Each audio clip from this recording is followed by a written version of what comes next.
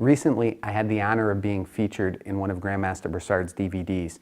So today, I'd like to share with you my particular segment from that DVD. I hope you enjoy. Okay, Devin, come here. We're gonna do some kick defenses tonight. And what I wanna do is work on a few techniques that aren't the most complicated techniques, but they are effective techniques, and they're gonna connect with some of the stuff you guys already have. Okay, so first thing that we're going to do is a front kick defense, just as a review. And I need, when you guys do this, see, he was kind. He deviated a little bit to protect me. He's telling me I'm getting old and I might not block with the accuracy I used to have. Kick straight at me. Okay, we're going to practice our deflecting block just to warm up. And so after you practice your deflecting block, now you can slow down. After you practice your deflecting block, you're going to trap the person. We call it a V-trap. So you're going to hook under the leg. And so when he kicks, I've deviated him off course. I hook underneath, and now I'm going to lift and I'm going to strike because I'm concerned with this arm. So that strike is going to help shoot him backwards, but it should come in at an angle that's going to help negate his ability to use that arm as I throw him back. That's the first version. The second version is I'm on guard this way, and as he kicks, I'm going to move out of the way. But of course, I said it's the second version, so we're going to do the same thing. I'm going to move out of the way, well, and you deviated a little bit again on me. I'm going to move out of the way, and I'm going to lift that leg up and trap it just the same way. So the difference here is when he's kicking this way, I have to use a deflecting block so that I can then step in. The timing is such that I have to block first, trap, and then step. If I'm this way, I got to get out of the way. And as I get out of the way, this arm's going to drop. It's a check. And as it checks, I can hook underneath and do our V-trap. All right? So those are two versions of the same technique. This is just a warm-up because we're going to build off of this for the other techniques that we're going to be looking at. Okay? So we need some of the fundamentals that are in this technique before we can move forward. So grab a partner, get to work on that. We'll see how you're doing, and then we'll move on in a couple minutes. First thing I want to point out, I saw a little bit of this, so I'm going to change things up. So just kick slow motion because I don't want you to be anticipating and kicking off course one way or the other. So I saw that. Okay, throw the kick. I saw this, and this is okay. You could apply this effectively, but you'll notice that both versions I did, I was on the outside because that minimized his ability to attack me. Now I have to contend with both arms. I mean, it's really easy for him to come at me with either arm. So one version was if I have this side forward, I deflect and then I step in and throw him. Or if I have this side forward, I move out of the way. And notice what that does. It negates his ability to use that arm. I know I have to worry about this arm, and that's what we already talked about. So I would advise you to avoid being on the inside in this particular situation. You could pull it off because it is a quick technique. It's just a little bit more risky. Now, the other thing I want to point out, when you're doing your deflecting block, just let this drop down close to you. You don't want to be knocking the person across. So throw a kick. I don't want to be blocking this way and trying to trap. If I give too much energy in that direction, I'm not going to be able to do my trap. I could orbit him into another attack. So we want to be very precise in our delivery of that initial block. So when he kicks, it's just like that. And we have techniques that are follow-up striking techniques. Now we're just working a trap and a takedown into it. Okay? So another minute on that, then we're going to move on to the next one. Those are just a couple of the things I was seeing. So another minute. Go.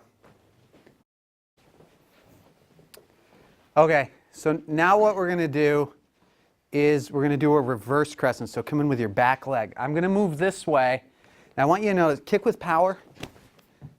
It's not that difficult for me to bounce off of this kick. Kick slow now. If I'm at this distance, this is going to cause damage because of the weapon. We have to consider the nature of the weapon. So his foot is solid. If that hits me going really fast, that's going to hurt. But when he's kicking, if I kind of just bounce off the inside of his upper thigh, it's not going to cause so much damage. even though there is actually a good deal of angular momentum. We're not going to get into that today. So when he kicks, I'm going to do this. Let's turn this around this way. When he kicks, I'm going to check his leg because I do know there's some force coming at me this way. And then from here, I'm going to do the same thing. You could do a palm, a punch. You could even deviate into a back fist if you want. But same basic technique. So we've trapped, then we're going to lift and strike. Go ahead, kick again. It's got to be really quick. I'm not going to stand here all day long and wait for him to counter strike. That check is there, but I kind of bounce off of it into my counter attack. So same basic technique, right? And then what we're going to do is we're going to adapt this a little bit differently and look at how we can integrate an ending that you're familiar with from a combination that most of you have, or at least have been taught. And some of you aren't required to have it, but most of you have been taught it. And we're going to look at how we can integrate it into the technique. But first, I just want you to get used to this. So moving in, check that off, strike, and lift. Okay? So that's the next step. Get to work. All right, so now throw your kick. So we have this application. What I want to do now is look at a technique that you guys have. Do a straight punch where we can punch, maybe do a double punch here, catch him in the kidney, and then we do a takedown. We can integrate that ending into this technique. So throw your reverse crescent kick. That was a good punch. Throw your reverse crescent kick.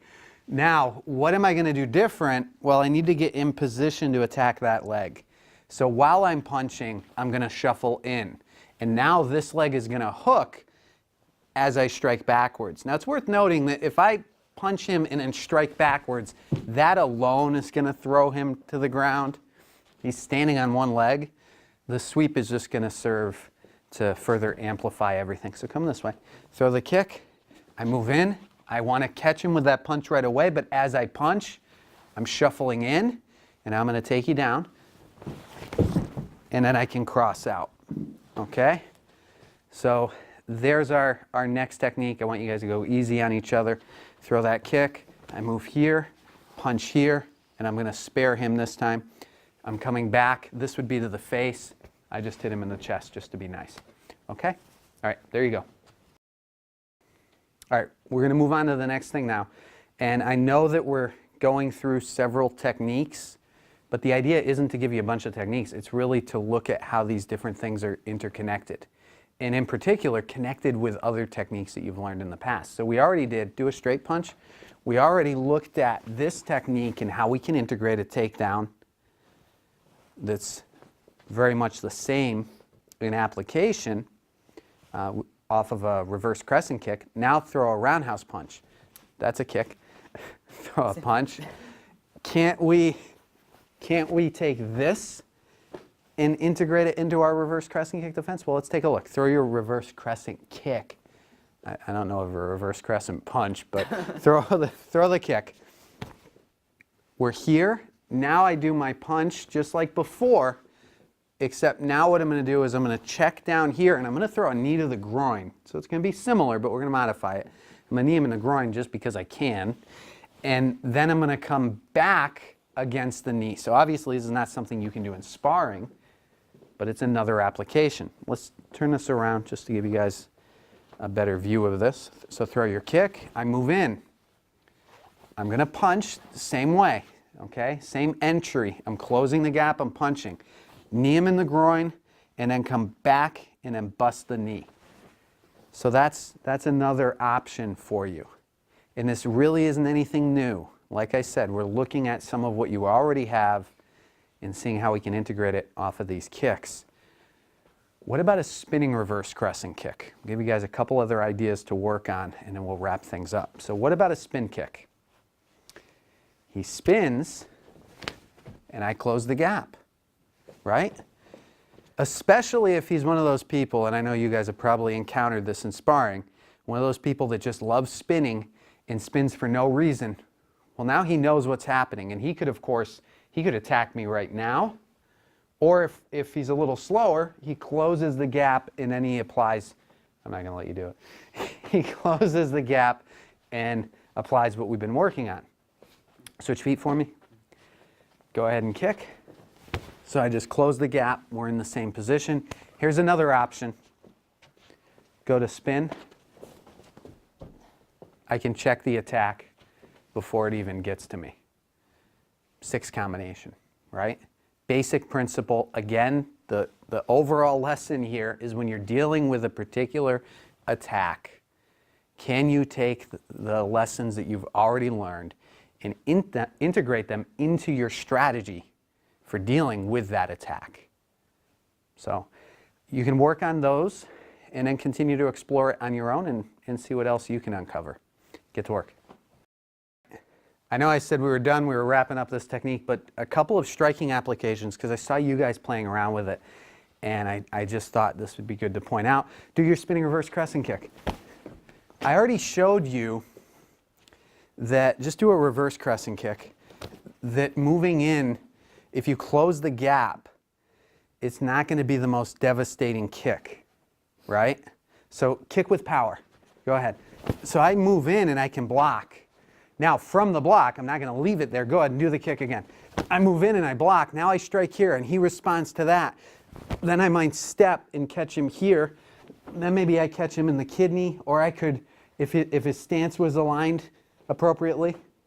Of course, all of this depends on where he lands. He threw a kick, I blocked his kick, I'm hitting him. How's he responding and moving? So I'm not saying that he landed incorrectly, but depending on where he's positioned, I might be able to do a looping roundhouse kick to the back of the knee, a kick to the kidney.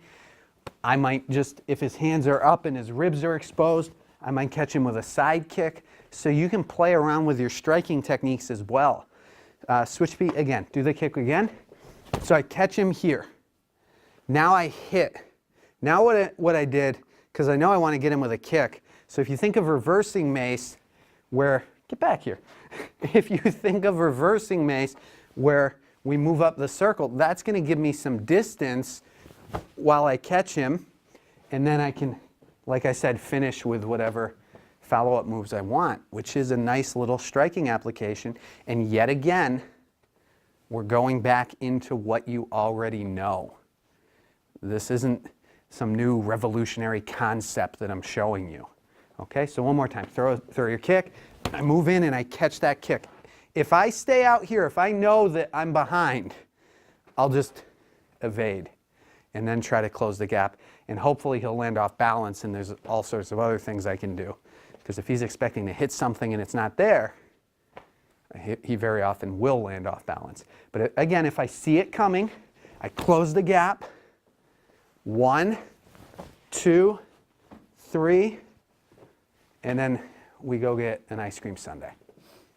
Okay? All right. That is officially it for this lesson. I'm going to continue to let you play around with the techniques and the concepts that we explored for a couple of minutes.